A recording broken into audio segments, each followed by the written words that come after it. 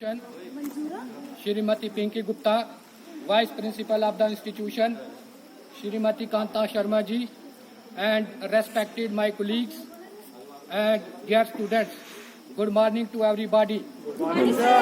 It is well known saying that every day begins with an idea and ends with an experience.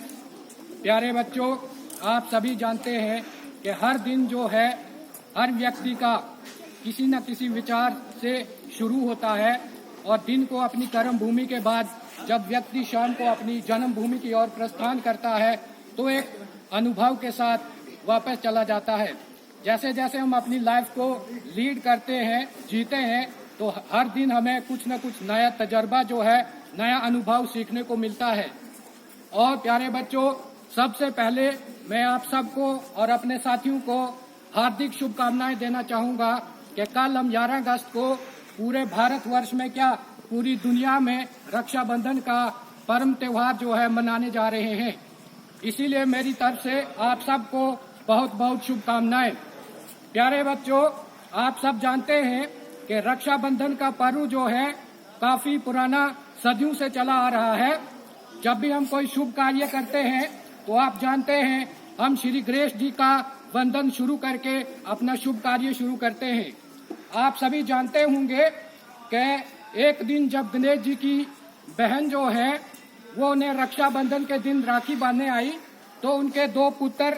शुभ और लाभ जी जो थे वो सब ये देख रहे थे और उन्होंने गणेश जी के सामने अपनी इच्छा प्रकट की कि हमें भी कोई राखी बांधने वाला चाहिए। इसलिए गणेश जी के आगे एक मजबूरी हो गई कि अब वो क्या करें, और उन्होंने रिद्धि और सिद्धि का सहयोग लेकर के अपनी देवी शक्ति से श्री संतोषी माता जी का जो है उत्पन्न किया और इस तरह से शुभ और लाभ जो है गणेश जी के जो दो बेटे थे उनको रक्षा बांधने का जो है अनुभव जो है उन्हें वो खुशी हासिल हुई। इसी तरह से आप राजा बलि के बारे में जानते होंगे जो कि बहुत ही बड़े विष्णु भक्त थे और उनकी भक्ति से प्रसन्न होकर के विष्णु भगवान ने जब वो धरती के ऊपर राजा बलि से कुछ इच्छा वरदान मांगने आए तो उन्होंने 3 पग जो धरती उनको दान दी और जब उन्होंने एक कदम में धरती के ऊपर, दूसरा कदम जो है आकाश में जो है फहराया और तीसरा कदम जब वो उनके सामने जो उन्होंने तीसरा कदम उठाना था तो फिर उन्होंने राजा बलि से पूछा कि अब तीसरा कदम मैं कहाँ पे रखूं। तो जब राजा बलि ने ये स्थिति देखी तो उन्होंने कहा कि तीसरा कदम जो है आप मेरे सर के ऊपर रखिए। और जब उन्होंने सर के ऊपर रखा तो उनकी उस भक्ति से प्रसन्न होकर के उनको वरदान मिला कि आप इच्छा पूर्वक वरदान मांगिए। और राजा बलि ने कहा कि आप 24 घंटे मेरे द्वारपाल बन के रहोगे। इस तरह से माता लक्ष्मी जिसको हम मानते हैं उनके सामने ये जो है किस्म की मुश्किल सामने आई कि अब विष्णु जी तो धरती पर चले गए, अब वो अकेले कैसे रहेंगे। इसीलिए उन्होंने एक ब्राह्मण स्त्री का वेश धारण करके वो भी वहां पे चली आई और राजा बलि के दरबार में रहने लगी और उनसे कहा कि जब तक मैं अपनी पति के साथ मिल न लूं तो तब तक मैं आपके यहाँ पे रहूंगी। और उन्होंने इसी तरह से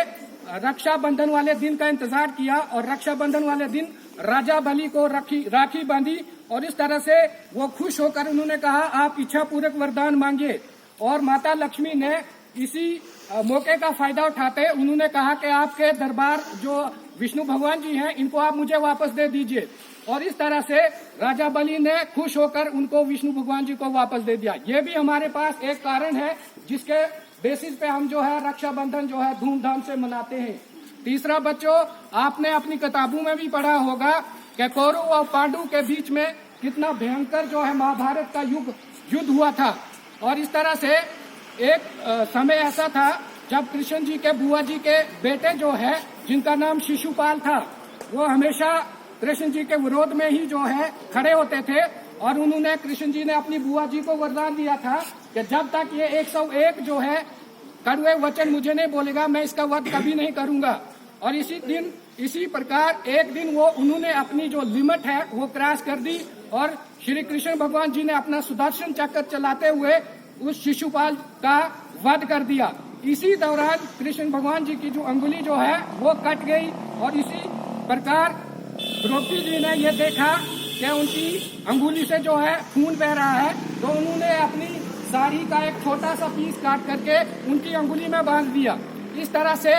कृष्ण भगवान जो है वो बंधन में बंध गए और उस दिन से भी रक्षाबंधन को हम मनाने का जो है पर्व मनाते चले आ रहे हैं। और जब आप जानते हो कि भरी सभा में जब द्रौपदी जी का चीरहरण हो रहा था, तो कृष्ण भगवान जी ने अपने उस कर्ज का जो है निवारण करते हुए उनको जो है वस्त्र प्रदान किया, जिसकी वजह से द्रौपदी जी जो है उनकी शान, उनकी लाज, उनकी मर्यादा बची रही।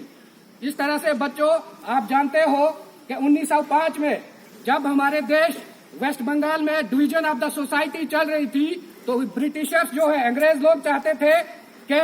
वो जो है हिंदुस्तान के अंदर फूट डाल के अपना राज जो है वो कायम करें। लेकिन रविंद्रनाथ टैगोर जी ने इस स्थिति को देखते हुए, जांचते हुए, उन्होंने अपने समाज के अंदर हिंदू और मुस्लिम कम्युनिटी को इकट्ठा करके रक्षाबंधन वाला पर्व जो है वो चलाने की कोशिश की और सब सोसाइटी के अंदर सब जो है व्यक्तियों से अनुरोध किया कि मुस्लिम बहनें जो है वो हिंदुओं को रक्षा बांधे और जो हिंदू बहनें वो मुसलमानों को रक्षा बांधे, ताकि हमारे समाज के अंदर एकता बनी रहे और हमारा एतबार जो है एक दूसरे के ऊपर बना रहे। और इस तरह से हमारे देश को जो ब्रिटिशर्स लोग जो है, अंग्रेज लोग जो हैं, वो डिवाइड ना कर सके। तो ये भी एक कारण जो है रक्षाबंधन का मनाने का है। और प्यारे बच्चों, आप सभी जानते हैं कि सदियों सदियों से ये बंधन जो है, ये त्योहार जो है, सिर्फ हम जो है पार्टिकुलर एक वर्ग के लोग नहीं मना रहे, बल्कि ये तो हम दुनिया भर में हर कम्युनिटी के लोग मिलजुल कर मना रहे हैं। इस तरह से इन शब्दों के साथ मैं आपसे विदा लेना चाहूंगा, लेकिन